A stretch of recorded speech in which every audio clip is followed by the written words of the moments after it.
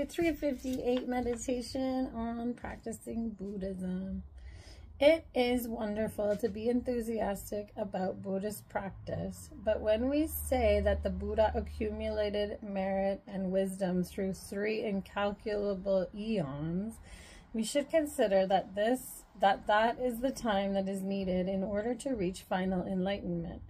According to Mahayana, the Buddha had attained enlightenment long ago in the wisdom body.